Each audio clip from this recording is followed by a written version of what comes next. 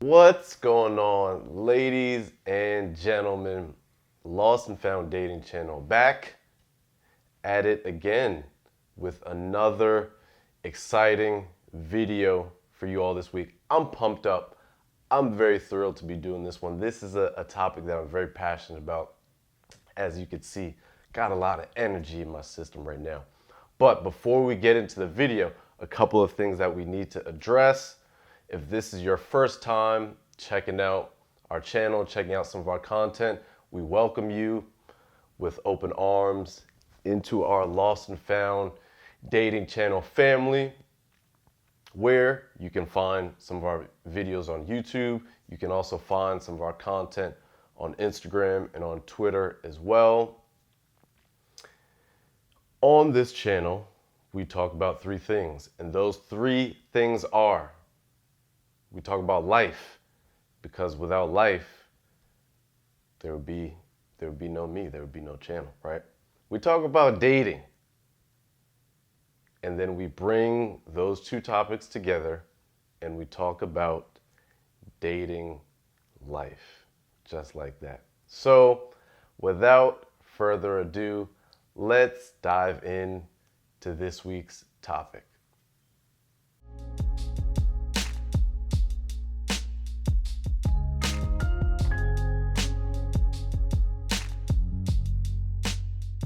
All right, my friends, gather around. So for this week's topic, as I mentioned, we're going to talk about something that is near and dear to my heart. We are going to talk about some of the signs that you struggle with people pleaser syndrome. So for this video, what I've done is I've gathered some notes here, and I've gathered, in my opinion, a list of characteristics, a list of patterns of thought, patterns of behavior that I feel like are related to being a people pleaser, struggling with people pleaser syndrome. That's the term that you like to use. Now, a couple of things. One is I chose to put this list together based on my own experiences. So I didn't go out and look at other blog posts or other articles. Intentionally, I didn't want to look at other lists or other people's lists. I wanted this to be based on just my experiences, just because I wanted to be able to go into a little bit of detail with some of these. And for all the ones that I list, I want to be able to offer an example in this video, or if someone were to comment and maybe ask me to elaborate, I want to be able to give you an example of what that looks like without trying to think of something kind of hypothetical. So that's one reason. The second reason is I didn't want to, use examples or characteristics from other lists, because I wanted to kind of try to move the dialogue or I should say I wanted to try to complement or supplement what's already out there, right? So I wanted to add some of my own ideas and some of my own perspectives. If I just, gave you a list of what's out there, what's online as far as signs that you're a people pleaser, it wouldn't really, giving you that list, that's easily something that you could find online somewhere else. So I wanted to put together my own lists based on my own life. These are things that I've dealt with. Some of them may be things that I've seen in others, but a lot of these, as I go through them, I'm pretty sure are things that I've experienced in my own life and want to be able to touch on. So we're going to dive in. You're going to see me probably referencing my notes a lot here, because, as I mentioned, this is kind of a bullet point list. So I'm going to go through these. And again, these are, in my opinion, some signs that you struggle with being a people pleaser, struggle with people pleasing tendencies. So here we go. Number one on the list is difficulty saying no to requests or favors, right? This is something that I've experienced. Maybe your dating partner, maybe you have a friend and they're always asking you for a ride, always asking to borrow money from you, always asking for you to do things that maybe by helping them you'd be inconveniencing yourself, right? They need you to stop somewhere and pick something up and bring it to them. They need you to bring them somewhere. They need you to help them with their chores constantly. And you experience kind of this more than average, I'll say exceptional degree of anxiety, hesitation, angst when it comes to saying no to people asking you for favors or asking you for requests, right? Obviously, if you are, we talk about relationships, we talk about friendships, there's a certain degree to which there's compromise, you're sacrificing for each other, but when you start to do things in a way where you're jeopardizing your own job, your own career, your own education, your own life, you're jeopardizing yourself or putting yourself at a disadvantage in order to answer to someone's requests or help someone out or give them a favor. It's gotten to a point where I think we can agree that it's unhealthy, right? So that's at the top of the list. Difficulty saying no to requests or favors. Another one that I added to the list here is an obsessive need to be liked, right? An excessive need to be on everyone's good side, right? Sometimes we have this fear or this inability to be disliked by someone, even if that person's a jerk, even if that person isn't really likable, even if they don't treat us well, even if it's not a relationship that brings value, brings positivity to our lives. For whatever reason, we feel this need to still be liked by them, right? I still want to be liked. I still want to be on their good side. I still want to have a kind of relationship where they speak positively about me. And that's just not how life works. That's not how the world works. It's not how relationships work. It's not how people work. There are some people who, for whatever reason, they just don't like you, right? Maybe they're jealous or envious of you. Maybe you just have a different set of values from them. Maybe they don't like your life choices or things that you're doing with your life. You can't please everyone. You can't be on everyone's good side. You can't be on everyone's nice list. Sometimes you got to be on some people's naughty list.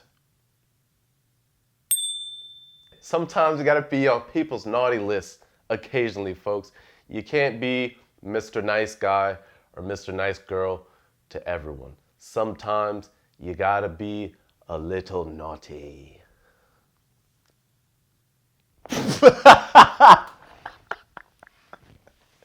You're naughty, mate. All right, next. I listed an inability to discriminate between when and when not to communicate with sincerity and earnesty, right? Knowing when and when not to be sincere, knowing when and when not to be earnest, perhaps knowing when and when not to be honest, right? There are people who are out to manipulate you, who are out to exploit you, who are out to take advantage of you. People who have predatory motives and goals that they are looking to achieve, right? People who are looking to literally bring you pain and suffering, right? It does not always behoove you to act and speak with honesty and transparency and sincerity and being earnest with them. There are certain times where for your own safety, for your own self-protection, your own well-being, you may need to lie. You may need to be dishonest. You may need to not be transparent about what you're thinking or about what you're planning to do, right? If you're dealing with someone who is physically or emotionally abusive and you're bent on leaving that relationship, perhaps it's not the best to tell the person where you plan to leave and who you plan to stay with and who you plan to collaborate with as far as planning that escape, right? There may be situations where being earnest and being honest and communicating with 100% transparency are not good for you. If you have trouble discerning between when and when not to communicate with earnesty and honesty and sincerity, I believe that could be one of many signs of being a people pleaser. Next, here we go.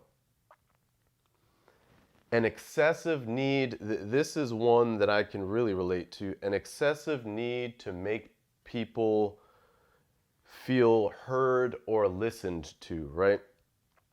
This is something that I dealt with ever since being a lot younger, in relationships this is something that I've dealt with girlfriends in the past, where I always felt the need to stay on the phone or continue the text conversation.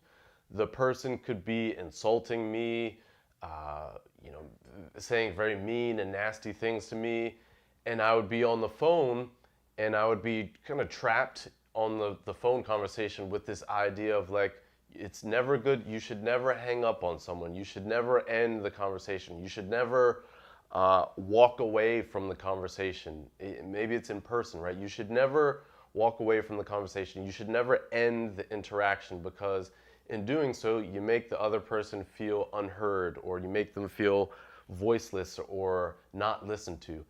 Then I had to start to realize, okay, there are certain situations where, in order to protect yourself, protect your own emotional health and well-being, you do need to end the communication. You do need to say, hey, I don't like the way that you're speaking with me.